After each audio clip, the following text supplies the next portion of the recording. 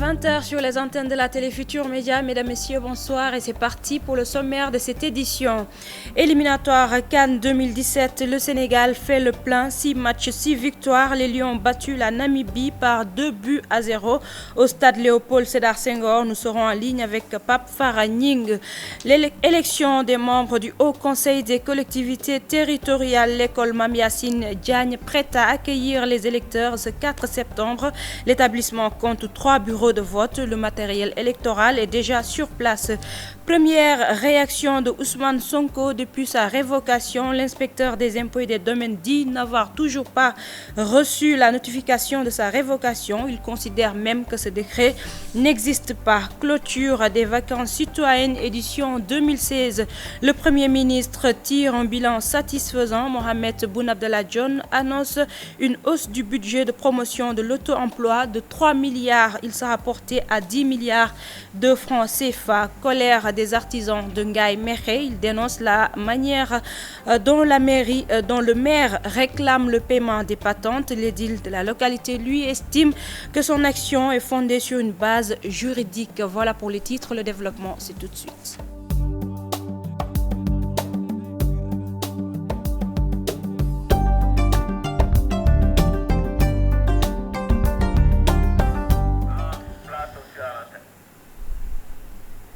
Bonsoir à tous et merci de nous recevoir chez vous. Direction le stade Léopold Sédar Senghor et c'est pour retrouver notre reporter Pape Farah Gning. Pape Farah, bonsoir. Bonsoir Fatima. Pape Farah, pouvez-vous revenir sur cette belle victoire des Lions du Sénégal? Comme vous l'avez dit tout à l'heure, c'est une qualification historique avec un parcours sans faute. 6 matchs, 6 victoires. Donc le Sénégal a gagné donc, devant la Namibie 2-0. Diao Baldé Keita avait ouvert le score à la 37e après une bien menée, un tir repoussé de Younous Sangaré. Diao Baldé pour donc son premier en équipe nationale, 1-0 à la pause. À la 54e minute, Mame Biram Diouf rate un penalty provoqué par aussi Diao Baldé Keita, mais Salou Ciss à la 88e obtient un penalty après un raid solide. Diédhiou ouvre son compteur de buts avec les Lions. Donc première sa sélection lors de sa première, Famara n'avait pas joué. Aujourd'hui à la 89e minute il a marqué donc sur penalty. Mame Biram Diouf, donc actuellement on peut dire les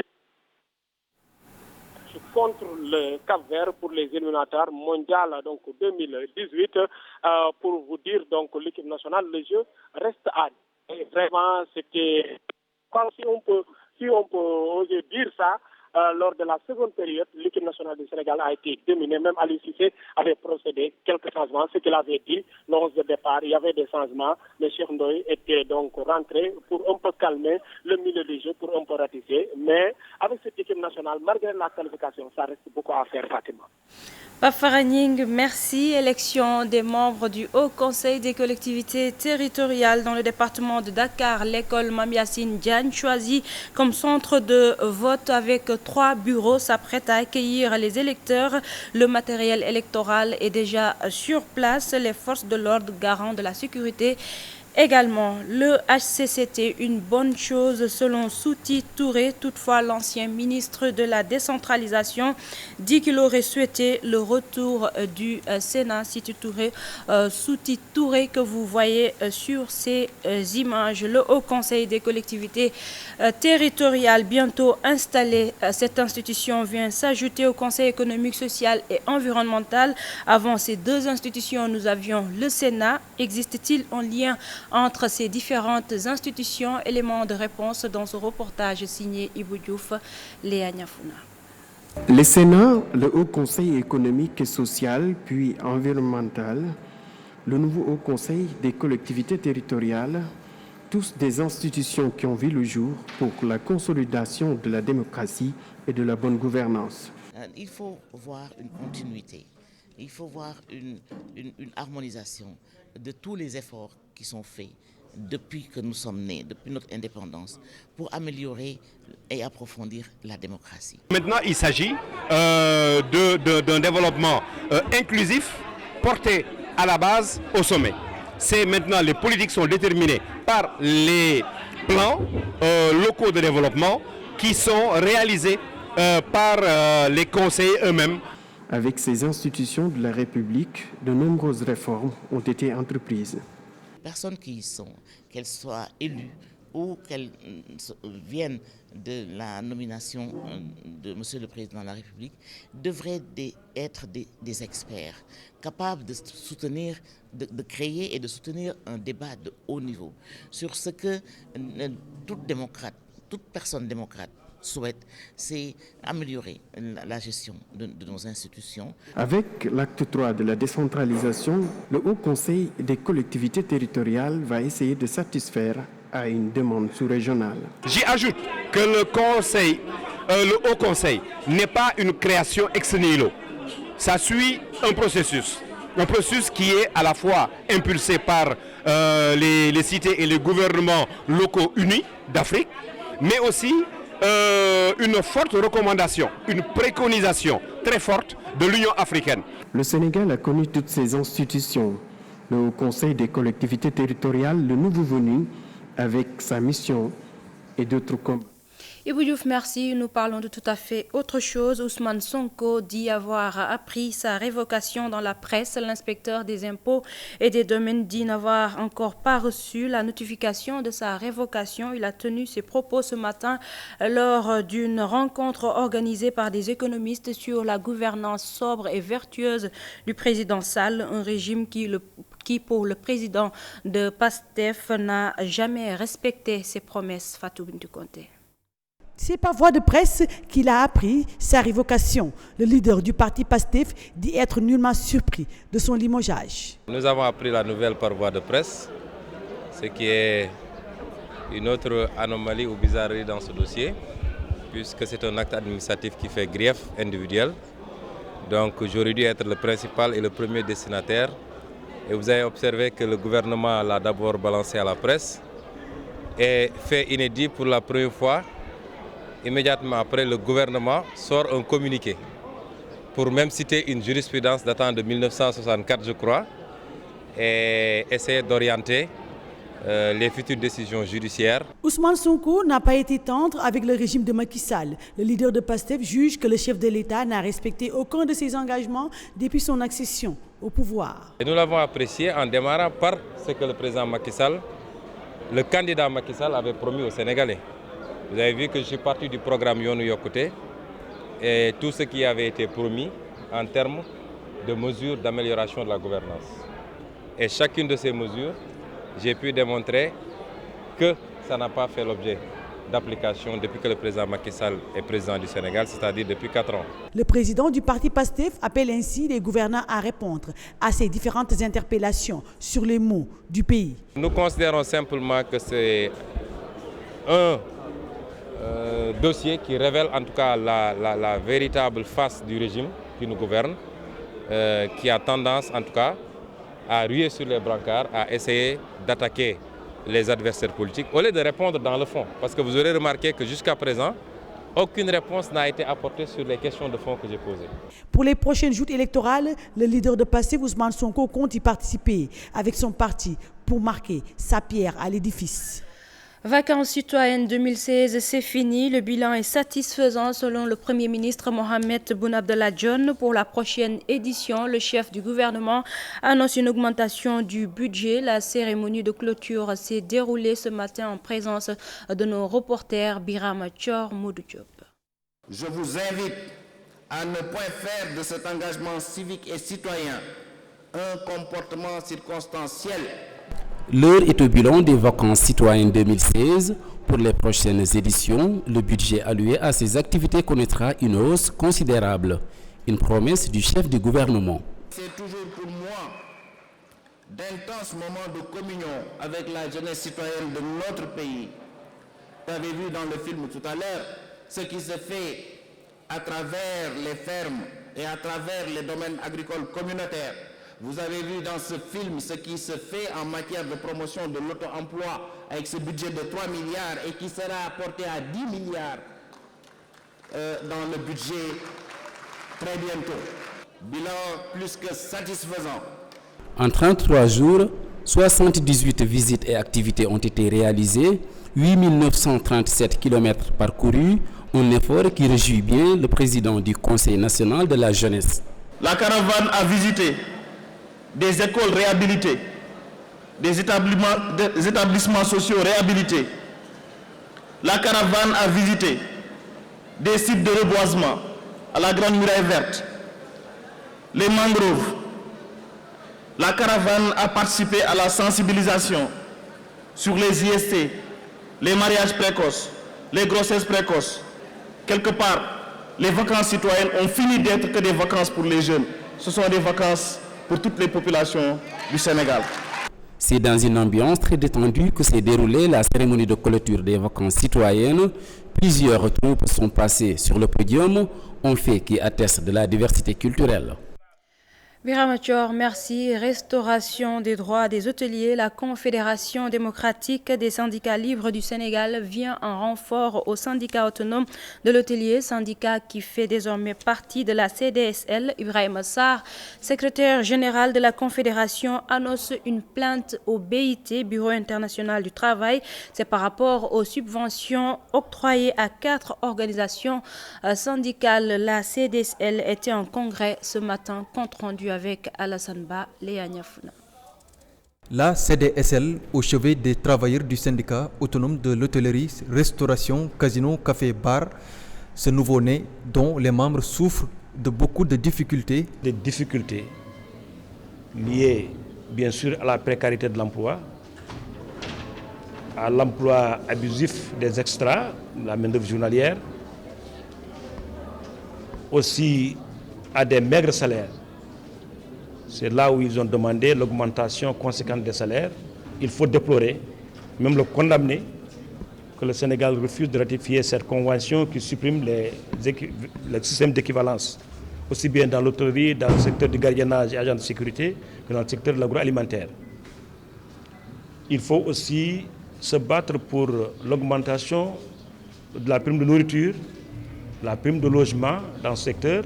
Autre fait qu'il faut combattre, le refus de certains patrons dans le secteur de l'hôtellerie d'appliquer la généralisation de l'âge de la retraite à 60 ans. À ce niveau, nous pensons que tous les patrons qui sont en train de fouler aux pieds la législation du travail dans ce secteur doivent être dénoncés. Et nous allons privilégier bien sûr le dialogue, la concertation. Mais nous arrivons à un moment où s'ils persistent dans leur position. La polémique est toujours là concernant la subvention octroyée à 4 organisations syndicales. La CDSL dénonce et montre sa volonté ferme de mener la bataille pour se positionner dans les élections de représentativité à venir. Les travailleurs ne pensent pas à cet argent, au contraire, ils ont dit que c'est pour soudoyer certaines organisations, pour qu'elles continuent à se taire, à ne pas régler des revendications des travailleurs, à faire de sorte que le patronat continue à fouler aux pieds la législation du travail et que le gouvernement ne règle pas l'essentiel. Ce congrès, qualifié de congrès de rupture par le secrétaire général de la Confédération démocratique des syndicats libres du Sénégal, occasion d'élire le nouveau bureau du syndicat des hôteliers, Matarli, et le secrétaire général. À Rufisque, les populations de Kerikao et blocs scientifiques craignent pour leur sécurité. Les travaux de drainage des eaux de pluie ne sont toujours pas bouclés pour les habitants. Personne n'est à l'abri avec ces chantiers. C'est une correspondance de Ousseynou Thiam et Biradiane. On est fatigué, on en a marre. Il faut qu'on nous aide. C'est la psychose totale chez les populations de Kerikao-Gare et du bloc scientifique, quartier traversé par le canal de drainage des eaux pluviales, toujours en chantier. Il y a beaucoup de dangers, il y a beaucoup de risques. Ça nous empêche de dormir, de traîner ici les enfants. Les agresseurs sont là. Il y a une victime ici. Ce sont des voies pour drainer les eaux de pluie. 3 victimes. Il y en a une dont nous ne citerons pas le nom. D'autres, ce sont des hommes en pleine journée qui ont trébuché, qui sont tombés à l'intérieur de la fosse et qui ont été sauvés extremis par un groupe de garçons qui étaient là aux alentours. Ces populations qui craignent pour leur sécurité ont saisi à maintes reprises les autorités locales, mais jusque-là, aucune réponse à leurs nombreuses correspondances. Ce que le quartier désire, c'est l'achèvement immédiat de ces travaux afin que ces dangers qui se présentent à nous soient derrière nous. Il s'ajoute à cela qu'il y a un poste électrique qui menace de tomber La Sénélec est au courant. Nous sommes en droit de dire que les autorités municipales ont été averties par écrit, aucune réaction. Ces habitants plongés dans l'insécurité exigent l'achèvement des travaux de ce canal dans les meilleurs délais. Colère des populations de Djouboudou, elles réclament un collège d'enseignement moyen. Les élèves de cette localité située dans la région de Sédhiou parcourent des kilomètres pour apprendre, ce qui n'est pas sans conséquence sur les résultats. C'est une correspondance de Bakary Conté, Salassambe. À un mois de l'ouverture des classes, les populations de Djouboudou dans le département de Goudomp s'inquiètent à cause des longues distances qu'empruntent leurs enfants. Si l'État voit que l'effort que la population s'est concentré de faire un bâtiment sans attendre l'État. Combien de classes? De 3 classes. Donc nous savons que ici la population de la commune de Djouboudou veut vraiment un collège. Donc y compris les 12 villages, vraiment chaque village a une école. Donc on mérite un collège. Donc c'est ce que les populations ont vu, sont levées pour... Chaque année, le taux d'abandon dépasse les 25% et le taux de grossesse précoce enregistré est de 10%. Dans un rayon de 5 km, il devait y avoir de collège. Ce n'est pas nous qui l'avons défini. C'est l'État du Sénégal, la législation scolaire. Nos enfants sont en train d'abandonner. Depuis 2014, nous sommes en train d'enregistrer plus de 25% de cas d'abandon des élèves évoluant au niveau du moyen secondaire. Nous sommes en train d'enregistrer plus de 10% des jeunes filles qui, pour la grande partie, au milieu de l'année scolaire, tombent en grossesse précoce. L'année passée, une fille n'a pas pu faire le BFM dans le village même de Djouboudou parce que tout simplement, elle a été engrossée. Les populations de Djouboudou ont promis de descendre dans les rues si rien n'est fait d'ici l'ouverture des classes. Je vous le disais en titre, à Ngaï Mékhé, les artisans du cuir sont dans tous leurs états. Ils ont manifesté pour dénoncer la manière dont le maire réclame le paiement des patentes. Ils interpellent les autorités. Le maire, quant à lui, affirme que son action est fondée sur une base juridique. Plus d'éclairage avec Cheranta Diop, c'est la tire. Ngaï Mékhé, les artisans du cuir crient leur ras-le-bol. Ils ont manifesté pour dénoncer la manière dont le maire leur réclame la patente. Selon ces artisans, la perception se fait sans aucune base juridique. On se retrouve devant un maire qui va à Thiès, à niveau de l'inspection des impôts et domaines. Il vient ici avec 2 agents, ils font les magasins, ils récupèrent la patente sur aucune base juridique, aucun texte qui réglemente cette perception. Nous sommes très clairs, c'est du hors la loi. Le gars, il vient dans ton magasin, il regarde à droite et à gauche et il te dit voilà, tu payes 50 000. Il regarde à droite et à gauche, il te dit c'est 100 000. Il n'y a aucune base de perception de cette patente. Quand un contribuable refuse de payer ou bien en retard de paiement, il y a un agent judiciaire de l'État qui est compétent pour régler ce conflit. Le dossier doit être transmis à l'agent judiciaire de l'État. Si on ferme un magasin, on met des cadenas là-dessus. Mais s'il y a des produits périssables, quand ces produits-là se pourrissent, se détruisent, qui paye? Le cuir se noie dans les difficultés à Ngaï Mékhé. Les artisans alertent les autorités sur la situation. Ils envisagent d'entamer d'autres actions si rien n'est fait. À l'issue de ce débat, si on n'a pas de résultats concrets sur cette hypothèse-là, nous dirons non. Nous refuserons de payer. On va s'organiser pour riposter. Le maire de Ngaï Mékhé Maguette Wade a été interpellé. Il affirme que sa démarche est fondée sur une base juridique. Nous parlons à présent des préparatifs de la fête de Tabaski. Qui dit Tabaski dit mouton. Et nous nous arrêtons aujourd'hui sur le côté esthétique de ces bêtes. Vous avez certainement dû remarquer ces clochettes, colliers, gris-gris et autres accessoires sur les moutons. Les vendeurs à qui nous avons tendu nos micros apportent des éclairages sur ce sujet. C'est un reportage de Cheikh Hassanafal, Younous Diatta. Des colliers, des os, des clochettes, des objets d'art, le cou des moutons ne manque pas de parure en cette période de Tabaski, simple outil esthétique ou talisman. Ces ornements mettent vraiment en valeur nos moutons. Les bêtes se calment au son de ces cloches et ils se redressent. Un mouton qui se relève révèle vraiment toute sa beauté. Pour Pour ces amoureux du bétail, ces accessoires peuvent permettre de mettre en valeur l'animal. Cela augmente vraiment l'esthétique. C'est comme une femme qui sort d'un salon de beauté. En général, on pare nos moutons domestiques de beaucoup d'artifices. Et cela permet de faire ressortir tout le charme de la bête. À ce charme s'ajoute un besoin de protection contre les mauvaises langues.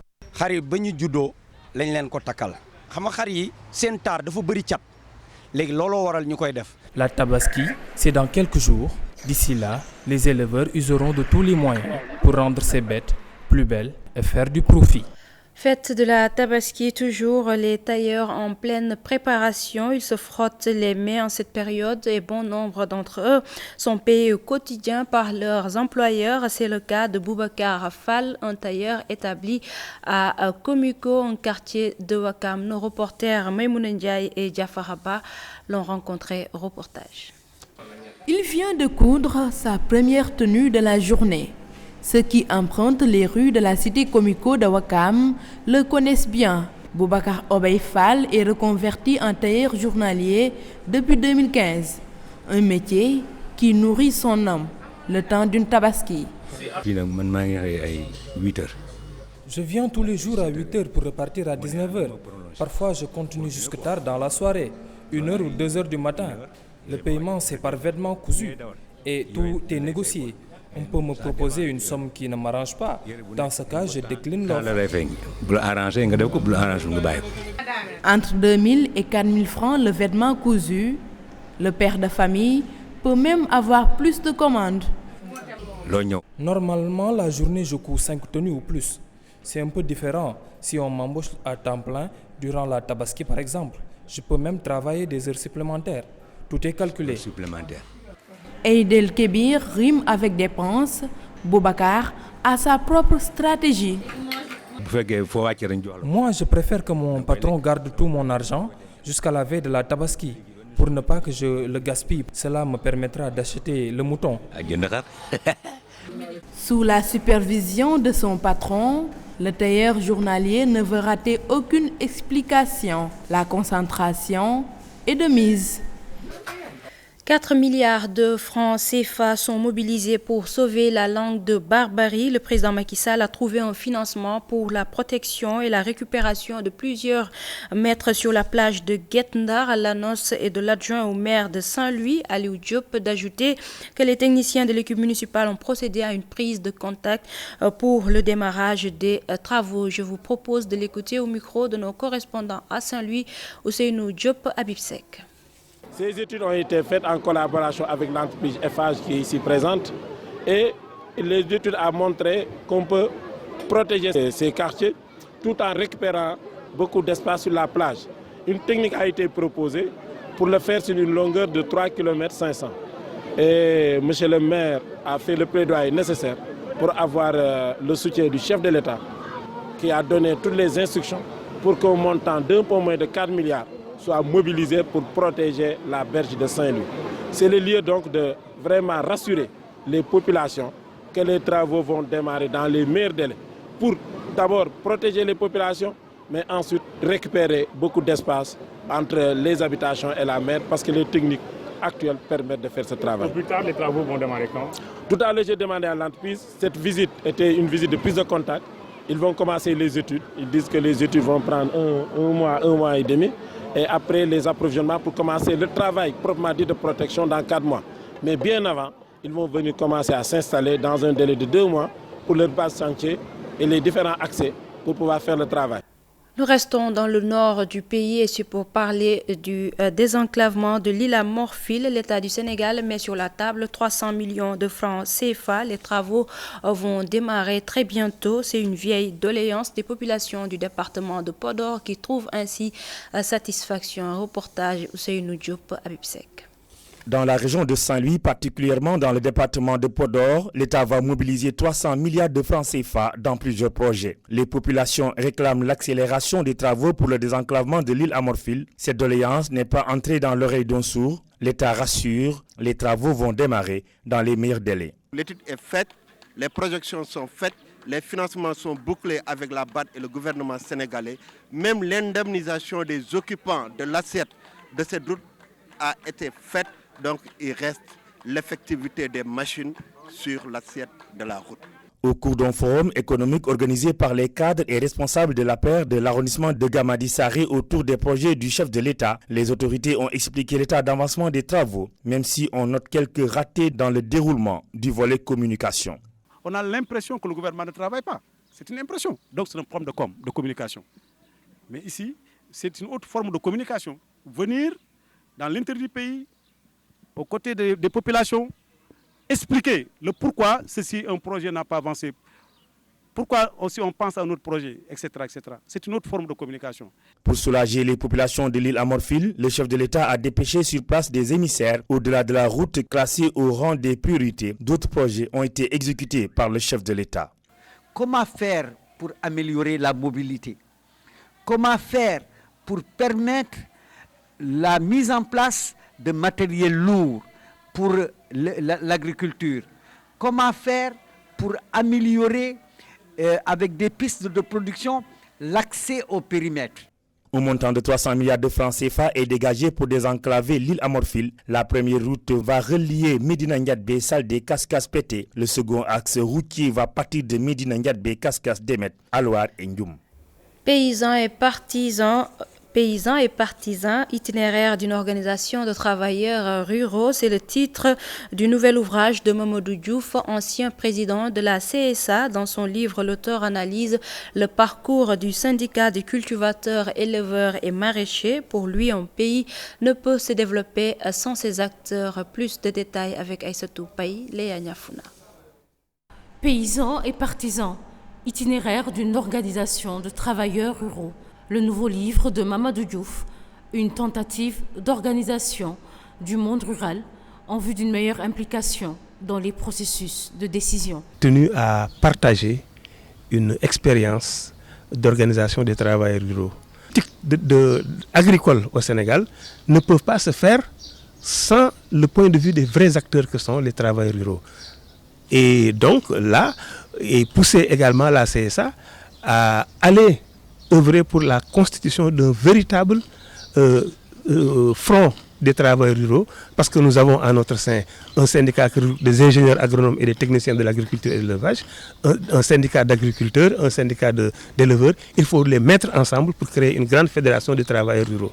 Dans cet ouvrage, l'auteur nommait pas les femmes rurales, véritables actrices de développement. Du programme que nous sommes en train de développer aujourd'hui, que ce soit dans la région de Koungheul, à Nguer-Babou, dans le Nioro, ou bien à Mbokhodan, dans le département de Bambey, l'essentiel de ces programmes actuellement concerne les femmes travailleuses rurales. Nous sommes en train de les alphabétiser dans les langues nationales, de les former également dans ces langues pour qu'elles puissent s'impliquer dans toutes les sphères de prise de décision. Il y a toute une partie dédiée à elles justement, au programme qu'on a fait aussi bien avec le BIT Force LCP qu'avec l'Avenir Social, une organisation affiliée à la CGT de France. Dans ce livre, une partie est aussi réservée à la formation des acteurs ruraux. Dans ce livre, la problématique même de la formation, parce que nous pensons aujourd'hui que la formation professionnelle doit toucher le milieu rural et faire en sorte que de nouveaux savoirs, de nouvelles compétences se développent dans ce secteur pour moderniser l'agriculture et en faire un levier fondamental de notre développement. L'ancien secrétaire de la Confédération des syndicats autonomes a aussi publié, Yari Diamono, Takhao, Taku, des ouvrages publiés en langue nationale, Wolof, et en Safi, sa langue maternelle. Cet élément met fin à cette édition. Merci de l'avoir suivi. L'info revient à 0h avec le tout en image. D'ici là, passez d'excellents moments en compagnie des programmes de la Télé Futurs Médias et bon week-end à tous.